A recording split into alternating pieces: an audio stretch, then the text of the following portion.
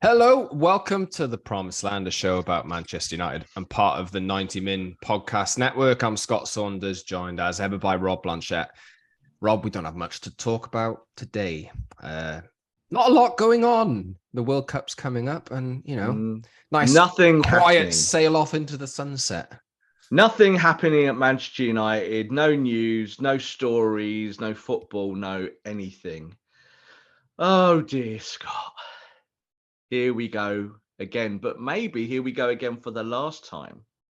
No, I think we'll do another show on Friday, Rob. Obviously, we are having a joke around there. Cristiano Ronaldo has done the most explosive interview I think I might have ever seen for an employed footballer at a current club. Mm-hmm. It is just insanity, to be honest. We've only seen dribs and drabs of this as well. There's been a number of social media clips of the interview, which is set to drop on Wednesday and Thursday night this week with Piers Morgan. We've seen a few of those come out, little teaser clips. Fair play, hell of an interview. But we have to unpack it, and I'm sure we'll be unpacking it on Friday's show as well, Rob, because obviously this has been done very deliberately to take over the news cycle for basically a week, to put Man United's win over Fulham firmly on the back burner. Alejandro Garnacho's match-winning moment against Fulham, firmly out of sight, and it's all about Cristiano again. Yes, welcome to the modern media where individuals can flex their muscle and basically do what they want and tell their story with no real truths. You're half-truths in there and maybe their own feelings and their thoughts, but with a lack of facts. So, yeah, we've got no choice. We have to talk about Cristiano because that's what's happening. He's made it about him. He's deliberately turned this final game of Manchester United's Premier League cycle before a World Cup into the Cristiano Ronaldo show. It's just as deliberate as I've ever seen. I've never seen a footballer, as you said there, a contracted player, do this to their employer, but also do this to their wider fan base. This brings disrepute to the whole football club, doesn't it? From top to bottom. And of course, it will now need to be addressed both officially and unofficially. So we're the unofficial channels. We talk about this stuff. It's our job to talk about Man United. But officially, Manchester United are trying to work around this now and trying to find out what the next revelation will be, because as you said, I think on Friday's show, we will also be talking about it because there are exclusives and explosions planned for the whole of this week before the World Cup. And it's astonishing. It's astonishing that he decided that he thought it would be a good idea to do an interview with someone like Piers Morgan on that platform and get his side of the story out in that manner. Yeah, so Man United have released a statement on Monday, regarding this interview and the snippets that we have so far seen. It's believed or reported that this was filmed last week. It's been pretty much established from a few media sources that it was last week when Ronaldo was ill. I'm putting two and two together there, but he's missed the last two games due to illness, according to reasons put forward by the club. Man United said, Manchester United notes the media coverage regarding an interview by Cristiano Ronaldo. The club will consider its response after the full facts have been established. Our focus remains on preparing for the second half of the season and continuing the momentum, belief, and togetherness being built among the players, managers, staff, and fans, which is the right approach, I think. Obviously, as we mentioned, the interview comes out in full later this week. I can imagine the club are thinking, oh my God, what is going to happen here? Because they haven't seen it either. And there is no choice. Like, for starters, he's already said enough here to mean that he's not going to play for the club again. That's pretty much solid, right? Yeah, completely. And I think that, when we talk about employment contracts and, duty of care of both players and clubs and what they're supposed to do, what they're not allowed to do, he has deliberately taken his contractual rights at Manchester United and publicly stamped on them, publicly. And this is why this is such an astonishing story. Because, players have gripes, don't they? And there are sometimes you see stuff around the club or on the pitch or in games. So, for instance, like Ronaldo walking off against Spurs. and visually it's impactful, isn't it? But behind the scenes, you hope that people will calm it all down, work through it. You find someone, you move on. Manchester United could fine Cristiano 2 weeks' wages for this, which would be £1 million. What is £1 million to someone who's worth almost £1 billion? It's nothing. So there's no point in doing that. And I think that Manchester United will now need to be strong. They'll need to take back their position as leaders of their own fate and show that they are in control of their own football club, because there's always been that theory, isn't it, that major football players run Manchester United and have done for a long time. So Cristiano wanted a bit of that. That's why he came back. He wanted Man United to be his team, and he would score all the goals and take them back to the promised land, trademark for us.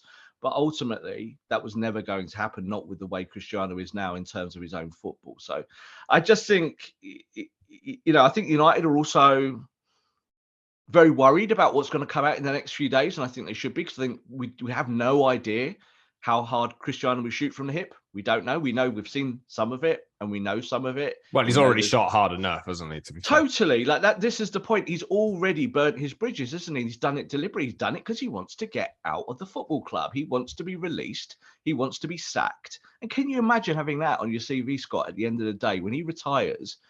Will he look back one day and think, I was sacked by Manchester United because of my big gob? Was that a good thing or a bad thing? Well, I suggest I think he probably won't care, but that will be that was stained on him forever. So this is what Cristiano is. We know what he is, and we know why he's done it. I just think the fact that trying to take down the football club and everything with it at the same time, the way he's done it is ill-advised. Yes, there's some truths in what he said. Totally behind the scenes. We know this. We talk about this all the time. It's our job to talk about the Glazers. But I think ultimately his timing is just so deliberate and pouring petrol on a situation that simply doesn't need it.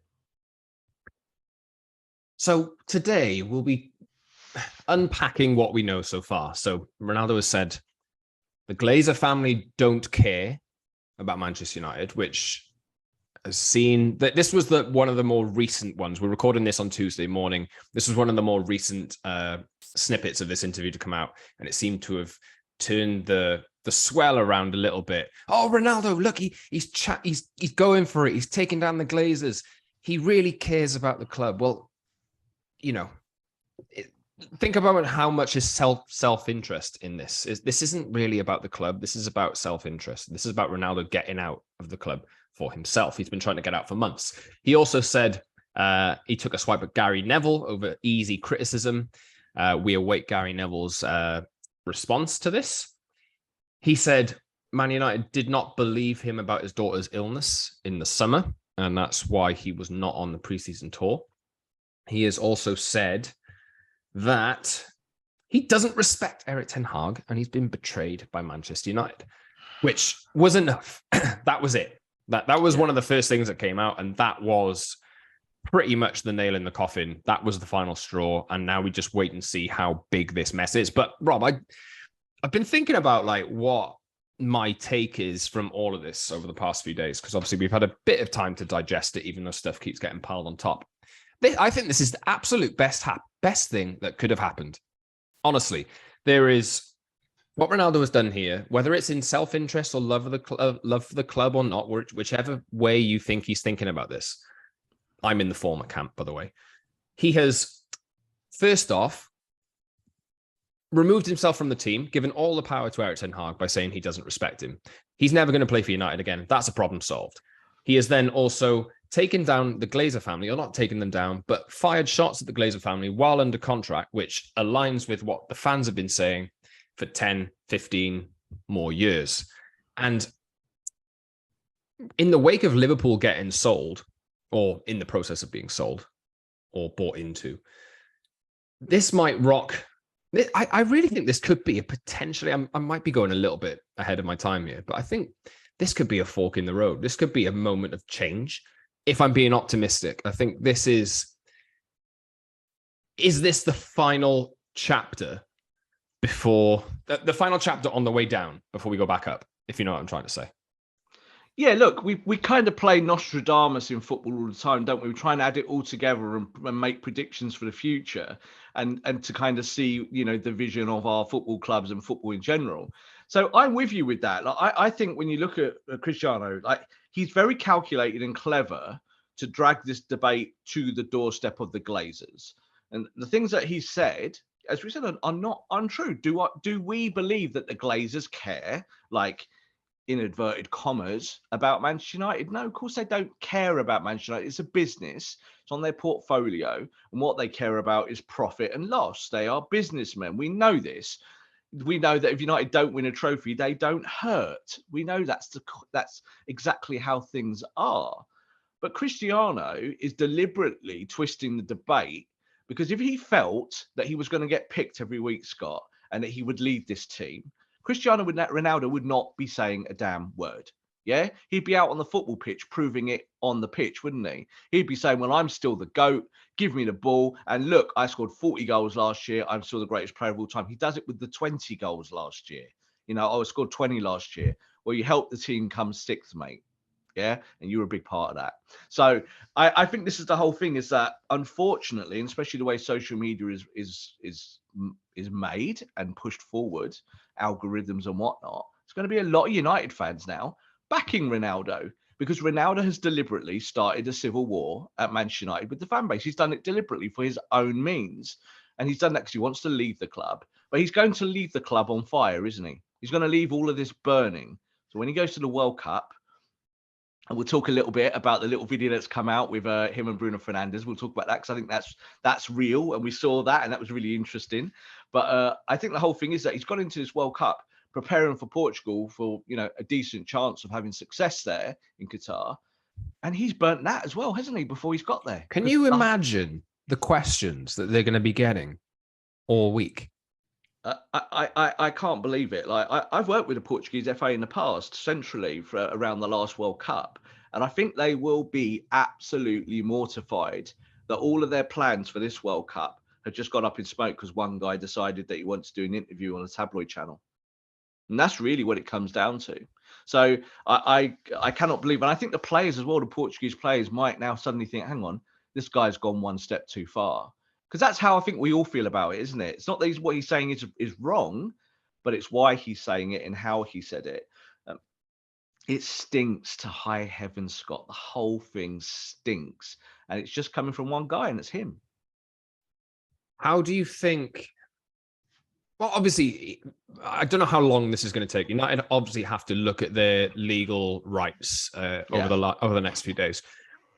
My presumption is that his contract will not exist at some point in the next 5 weeks. I don't know, but whatever happens, he cannot come back. He cannot be reintroduced to this squad. No. And the quicker that United can sort this out and rid themselves of this player, the better. The earlier they can move on. How do you? I don't know. Shall I ask you, what do you expect to happen now? Because there is no coming back from this, I guess. There's no coming back for it. And you're right. Like, United have to work out the legality of it. Like, is this gross misconduct? Is this Ronaldo, as I said, basically stamping on his commitments to Manchester United, the contractual commitments, not the ones of having to turn up and play football, Scott, and play well. That's not a contractual commitment. That's just a thing that's part of it. It's part of his career of being a footballer. But when you're such a high-profile character like Ronaldo, there's all sorts of legal loopholes and stuff that you have to jump through when you speak publicly. So this is why footballers quite like social media, because it gives them a little bit of space. Like, they can say some things off the cuff and be a little bit more spontaneous. But if you decide to call in sick, and then disappear to a studio to sit with Piers Morgan when you should be on duty with the team, what does that mean? That is gross misconduct, isn't it? So, like, I think this is kind of where it will go. And I think United in general, being a conservative football club, would generally like to just calm it all down and sort it out. But the second that you've told the world that you don't respect Erik Ten Hag, that's disgraceful coming from a 37-year-old man in the workplace, isn't it? Like, if you've got that problem, then deal with it privately, but he wants to deal with it publicly because he wants to get what he wants, and that's to get away from the football club. So I think he'll get that wish. I think that is what will happen next. And the initial reaction from the United camp, what we hear on the ground, is that the players are furious. They're absolutely furious. The dressing room is really unhappy because they feel that they're united behind the manager, and the manager's helping them, and the manager's like, this is a set of players that a year ago, less than a year ago, were questioned by the whole world that they were absolute garbage, that they'd got rid of Ole Gunnar Solskjaer, that they were awful footballers and they had to go. And he's taken a load of those players and pushed them back up a little bit, giving them some more confidence, added new blood, made it fresher. What's happened? You got the old relic at the football club, basically burning it down because he doesn't like it. I don't think this is going to run and run. This is the problem, because I think there'll be a lot more reaction to this. Yeah. And the players themselves are now going to World Cups, and they know the first time they sit their bum on a seat, what are we as journalists going to ask them? They know it. They know it's coming. So I feel I'm, kind of sorry for them, but at the same time, it has to be dealt with now because Cristiano has made it an issue. There's a massive lack of self-awareness in this, though, isn't it? Like, you look at how he's addressed Erik Ten Hag, and he's addressed the Glazer. I'll take the Glazer family quote, for example. The owners of the club, the Glazers, they don't care about the club. As you know, Manchester is a marketing club. They get their money from marketing. Sports, they don't really care, in my opinion. And hello? You are literally, you are the player that signifies that. Yeah. And there's so much to unpack here. I just can't get my head around it, to be honest. It's just, I can't get over it, Rob. If Cristiano had no commercial value, there was absolutely no way Manchester United would have touched him. Absolutely no way. And, one of the things that he's kind of said as well in the interview at the back of the Glazers is that he's never met them and blah, blah, blah, blah, blah, all that kind of rhetoric. And we know that he has. We know he's met Joel Glazer. So I think the whole point of this is that, yeah, he's totally right in the sense that the Glazers don't run the football club day to day. They live in Florida and they have their interests out there. They're more involved with their NFL franchise. But they very much are in control of Manchester United. That's what they do. They're the business runners. And Cristiano, when you talk about commercialism, is the absolute shining light of the modern footballer that exploits that. As I talked before extensively about his $1 billion deal with Nike, a lifetime deal that he will still have even when he doesn't play football anymore. He is the Instagram footballer, isn't he? That's what he is. So to kind of say it in that flippant way, in the way that he's done it again with Piers Morgan, it says a lot about him, doesn't it? Because this is all a power play. This is all about Ronaldo feeling that he's Ronaldo still. You just said their lack of awareness. And that's been put to me a lot in the last 24 hours. And the more I think about it, the more I think it's actually just ignorance. That's what I think it is. So I'm going to hurt everyone in this process, but because I'm ignorant, I just don't care. So I'm all right with it. And I think that's where Ronaldo's position is. He's totally aware of who he is and the power he has over the football world. And he knows the news cycle belongs to him now. It's in his pocket. That belongs to him. But do you want that as a sportsman? Is that what you want going into a World Cup where you're trying to prove yourself? No. I think Cristiano knows he's finished. This is the act. Absolutely. Yeah. This is the act of a man who knows he's finished in his sport, and he's starting to open up his next avenues, which will probably be the Ronaldo show, isn't it? There will be someone that picks up Ronaldo TV. It will happen in the future. And this is kind of the start of the sensationalism, and he's feeding that. And he thinks that to mend things, that you burn them all down and start again. Well, I think maybe the start of that is that Manchester United need to burn down their relationship with Cristiano Ronaldo, because he's the one who's orchestrated that. And we just don't need it at the football club, do we, Scott? We just do not need individuals like that in our football team. I did see a tweet. I can't remember exactly who it was who tweeted it, but it was suggested that Cristiano Ronaldo used to do all of his talking on the pitch, and now he's fallen so far that he can only do his talking off the pitch. 2-3 goals this season? The performances have been below par for him. Like when you see him running at Old Trafford, like running after a ball physically, and you watch him and you go, yeah, that's a guy in his mid-30s. That's not the guy we knew. That's not the teenager. That's not the guy in the 20s who was winning everything at Real Madrid. This is an older version. But I think up here, even though he knows that, and I'm pointing to my brain here for people who are listening on Spotify, when he's up here, he thinks that he's still the Godhead. because he's told it. He wants to believe that. And the thing is, on a football pitch, yeah, I think he'll go to the World Cup, Scott, and score goals. I really do, because that's what he is. Someone will put the ball on a plate for him, he'll bury it, and he'll go, look, Sue, he'll do his thing one last time, and everyone goes, oh, great, well done, Cristiano. But I think the real talk is that we just do not need toxicity like Cristiano Ronaldo at Manchester United. There's all sorts of things around Cristiano that we could talk about to drag the conversation into a more toxic aspect. We don't need to do that. It's the same way that I think Erik Ten Hag doesn't need to come out now and make some great big grand statement around it. He can just stay quiet. He runs the football club, and he can say to Cristiano Ronaldo, you're in breach of contract. We're going to rip your contract up for that, and you can leave. Thank you very much. You've done me a favour. I totally agree with you, Scott. I think he's done Manchester United fans and Erik Ten Hag and the players a great big kind of present delivered to their doorstep, because it's going to be a problem that we no longer have to deal with. I compared it to the Paul Pogba issues. Is that I don't think all of that was Paul Pogba's fault at all. But it's just nice not to have to deal with it every day of the week, that toxicity. And with Cristiano, I think it's the same thing. Let's see how the players react, because some of them, I think, might speak out in the next week or two. Most of them will not. I think United will direct them not to, but one of them will be, there'll be a social media post, someone liking something saying that Cristiano's this, that, or the other. Remember when Harry Maguire did that, obviously, in the summer, because they do make these mistakes quite deliberately sometimes. And let's just see what they have to say, because, as we said, we saw that video just before we went live here with Bruno shaking his hand in the dressing room for Portugal. And it's a bit frosty, wasn't it? We'll get to that in a second. I did just want to circle back to the lack of self-awareness / ignorance line and bring in Erik Ten Hag, because he's obviously, earlier on, I quoted Ronaldo for him saying United are a marketing club, the Glazers don't care.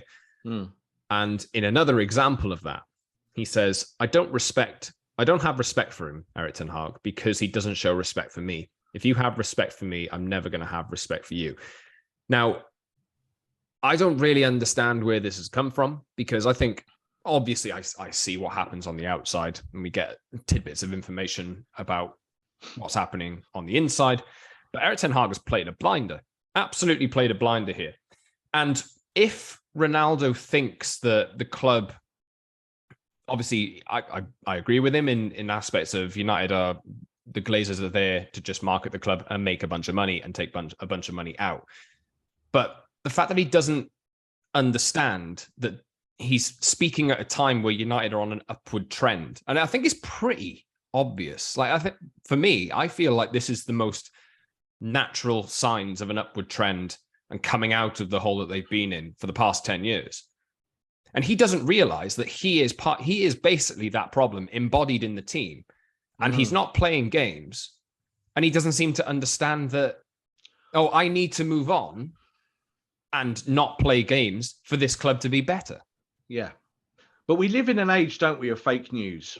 And it's where, because of the way that social media operates and the way that individuals operate within that media system, someone like Cristiano can literally change the narrative around these things. So the narrative has been, we're watching you play football, Cristiano, you're not very good anymore. That's truth. It's in his stats.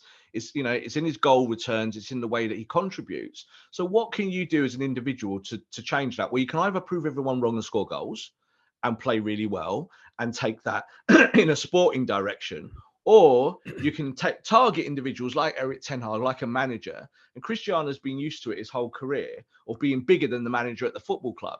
That's what he's used to. He was, even going back to Real Madrid days with people like Zinedine Zidane, there was always like a parity there in the eyes of Real Madrid, is that Cristiano's our superstar.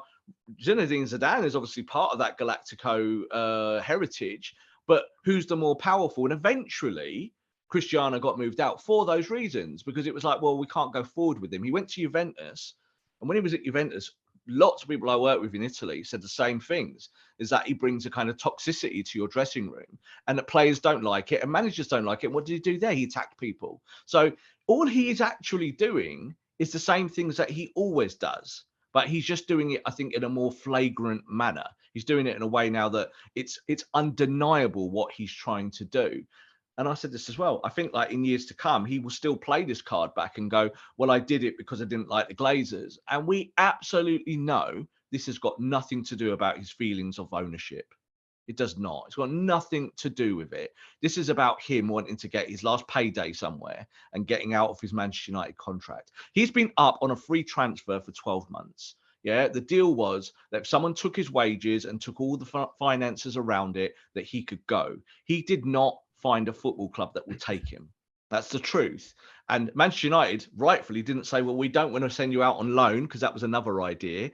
And we don't want to be part of your contract at that. We'd rather you just went, or you stay with us. And if you stay, you play for the manager, don't you? And I agree with you. I think with Erik Ten Hag, I love what Erik's done around this, because I think he's been firm but sure. He's communicated his thoughts. And it was only last week before Fulham where he did the interview, and he said things like, I enjoy working with Cristiano.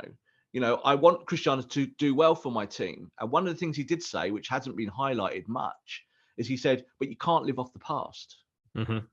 I remember He said, you can't have past glories and think that matters today, because it doesn't matter today. And he's right, because we're not judging him by what he did at Ajax, are we? We're not judging Ten Hag with that. We're judging him by what we see now. And that's the same with Cristiano and all the players. So I think that Erik Ten Hag still needs to play that stoic figure, carry on with that, be who he is.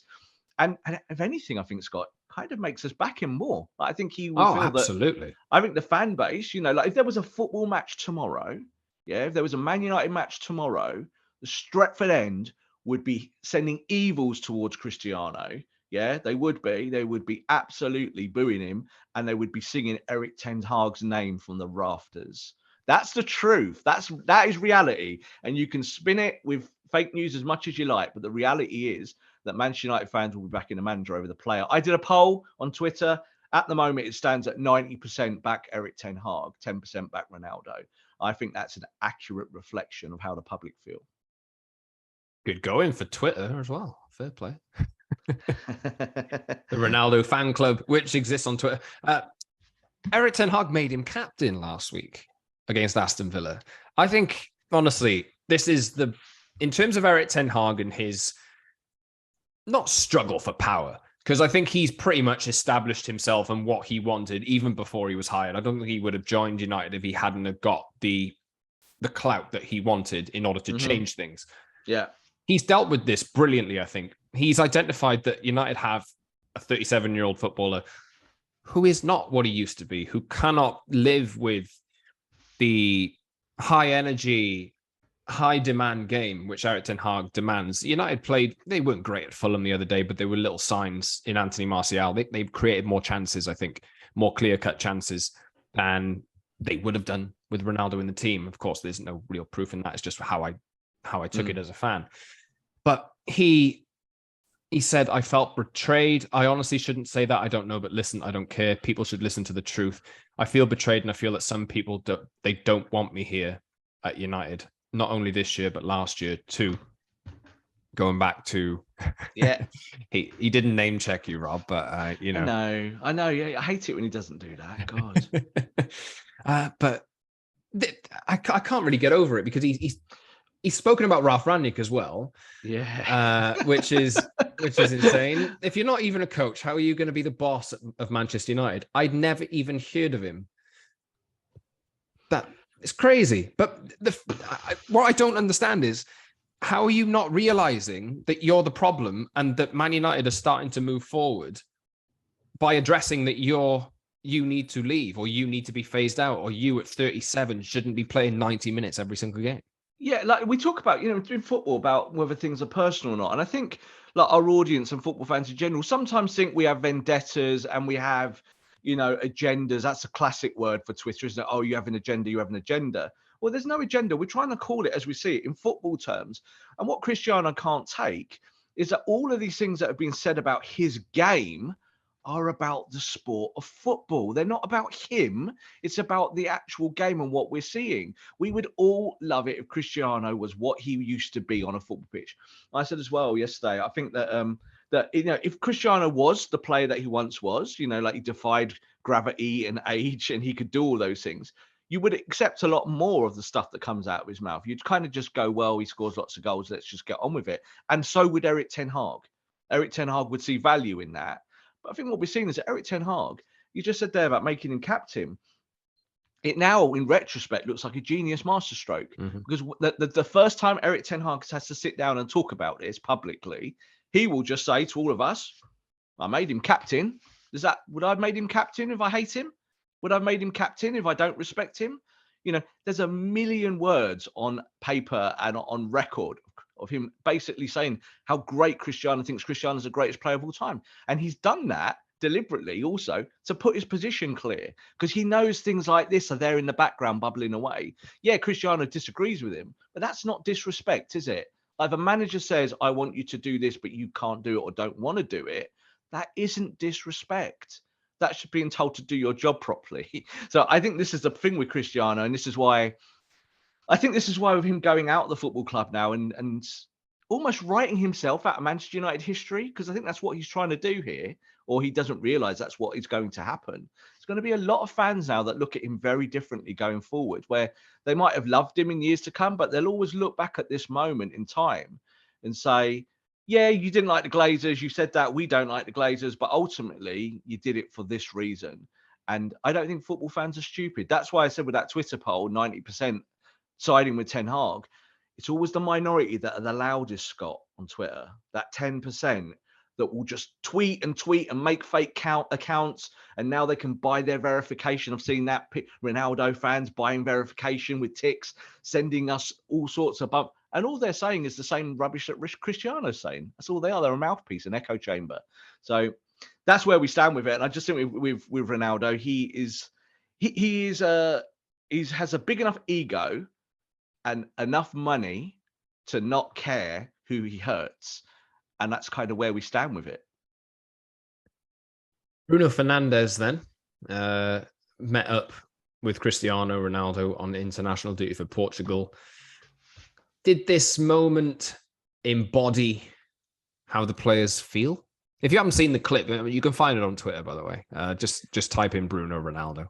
You must see the clip. So like I've only just seen the clip before we recorded, and it's the perfect 10-second segment, isn't it? It's the perfect 10-second segment. So we'll just describe it.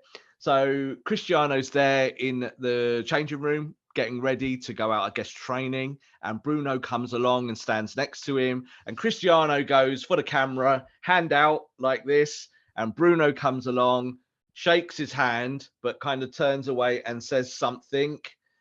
And Ronaldo's face just pops like, and then Bruno kind of walks off and talks to other people.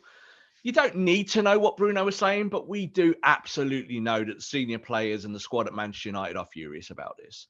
And in that 10-second clip, I think it kind of showed that here's this guy, you know, your countryman, who has supported you a lot at the football club. Bruno's been the person that's come out and talked about Ronaldo and said how great he is and all of this.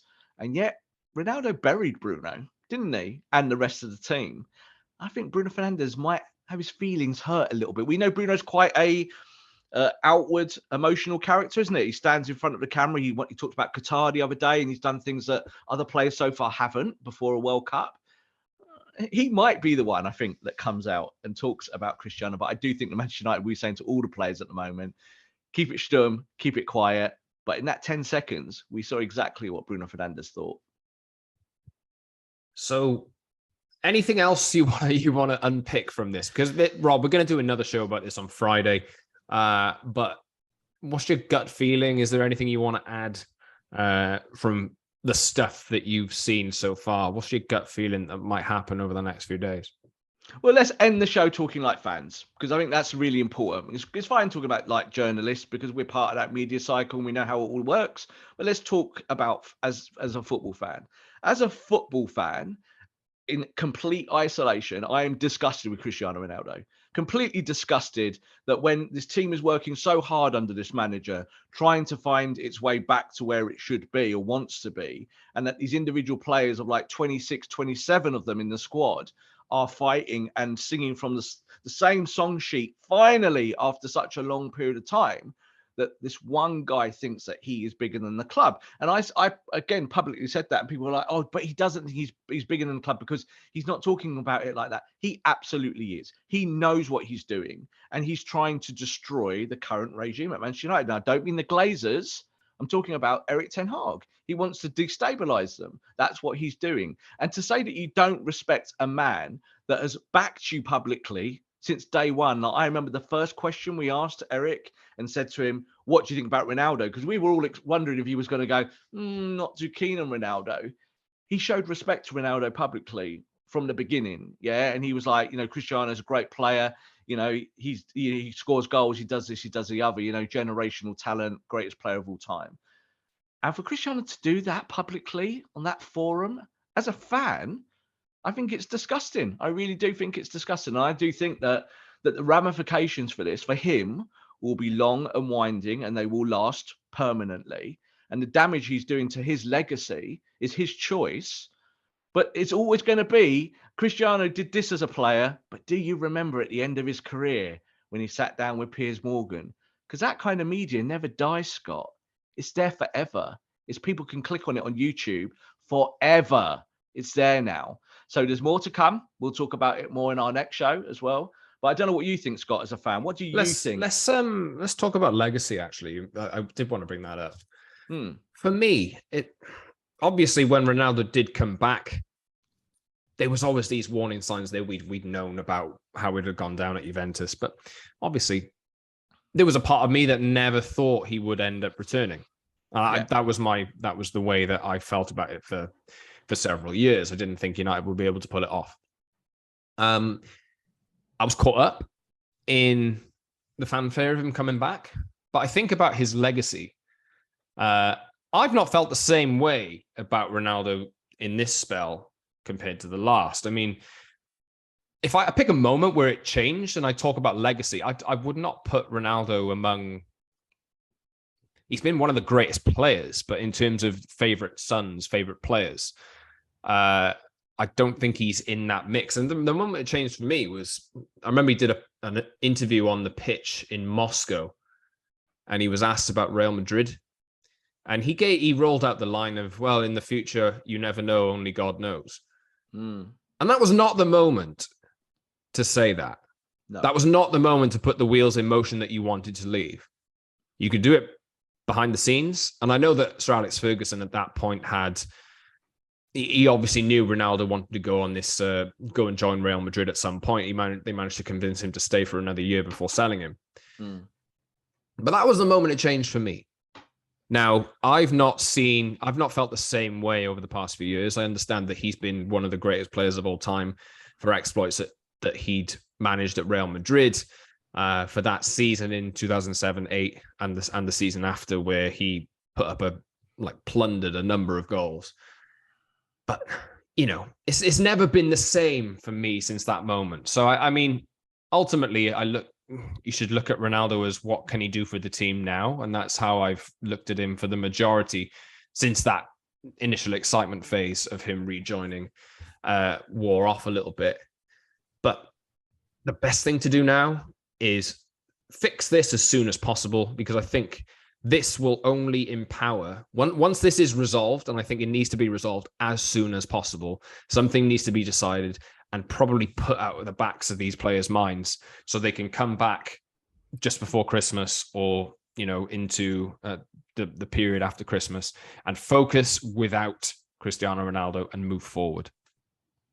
Yeah, I think as well, when you're in any organization or any business, when these kind of things happen, when, disrepute happens and discipline issues happen, I've always thought that the most important thing is to make an example of it at that moment of time and dig your heels in hard, really dig your heels in and say, whoever you are, whatever your legacy is, however much you've given to this business over time, doesn't matter. What matters is now, what you are doing today and hopefully tomorrow. And you want those things to always be positive, but they aren't always. So like you were just saying about legacy and when you felt it, I've stated this a lot in the past because I get asked the same questions regularly about players in general and how you feel about them. Quite often people say to me, do you like, the class of 92, you must love those guys because of everything they gave you, and, when Paul Scholes says something silly on TV or Roy Keane says something on telly, how do you feel about it? Because, you must love those guys. No, not at all. I love Manchester United. That's my football club. And there's only two players in the history of Manchester United that I've ever seen that have my heart unconditionally. And that's Brian Robson, because he carried the club for 10 years on his own when things were bad, and he could have gone to a bigger club, but he stayed at United and carried the team. And the other player is Erik Cantona, because Erik Cantona took us from being maybes and ifs and buts and made us relevant again and champions. Those two players had a big enough personality and soundness of mind to understand their place in it all. Cristiano Ronaldo, like a lot of players, don't understand that. I can go back and think and say David Beckham didn't really understand that when he left the football club. Jaap Stam, when he decided to do a great big autobiography about stuff he shouldn't be talking about, didn't understand it. Ruud van Nistelrooy, when he shouted at players, didn't understand. Roy Keane did not understand it when he went on MUTV and slagged off his own teammates. You can't stand for any of it. It doesn't matter what you do. So I think Cristiano, all of those things I've just mentioned, Cristiano's moment here in the sun, I mean that metaphorically and also in the actual newspaper, his moment in the sun here is going to catastrophize his history at Manchester United. People will remember this over a lot of those moments. I was there in Moscow, Scott, and I remember him crying on the pitch and we were all crying and it was a great moment. But why was he crying? Because he won. Yeah, and do you know why he was crying, Scott? The reason why he was crying is because he nearly made a mess of it and his teammates saved him. Yeah. That was why that day we said that. We looked at him and we went, he's crying because he got away with one. He knows he did because he didn't quite get United over the line because he wanted it to be about him. And that's why he was on his knees crying when everyone else was celebrating, because he was relieved. But that's history, isn't it? And the thing is, we remember that as not the Ronaldo final. We remember that as a great moment for Manchester United as a football club. And that's important, I think, to us, is that we remember history correctly. And that, yeah, he did well for us. He wore the number 7. He had a good run when he finally broke through and showed what he could do. But let's be honest, he's a Real Madrid legend. He's not a Man United legend. He's just played for us twice. That's the truth. And his second spell is going to be remembered for all the wrong reasons. Rob, see you Friday for another episode of Cristiano Ronaldo. Signing off. Signing off. Yeah, you can subscribe to our show wherever you get your podcasts, on Apple, Google, Spotify, etc. I realized I didn't do this at the top of the show. Catch us on YouTube on Tuesdays and Fridays twice a week as well. The World Cup is coming, so we might have a bit of a break, but I think if this, Rob, we'll talk and we'll arrange. Head over to the YouTube channel, hit the like button, subscribe, join the community as well. And the link should be in the description of this episode if you're listening on one of those audio platforms. And follow us on Twitter for more Ronaldo takes, I'm sure. @_Scott Saunders, @_Rob_B, and @Promise and MU for the show. Rob, thanks very much. Any final thoughts? You've done it, Cristiano. You've got what you wanted. The spotlight is back on you, and we're talking about you once again. But I think at the end of the day, if this is the legacy you want to create, so be it on your head. Thanks very much, everyone. Let us know what you think. We await more little dribs and drabs of this interview, and the interview does come out on Wednesday night and Thursday night. So by the time Friday rolls around, we might have had enough time to not fully digest, but fully take in everything that has been said. We probably won't know how the club are going to deal with this until maybe next week, I would think, at the very earliest. But, Cristiano Ronaldo has done it again, but this time off the pitch. Thanks for listening, everyone. We'll catch you very soon for more The Promised Land.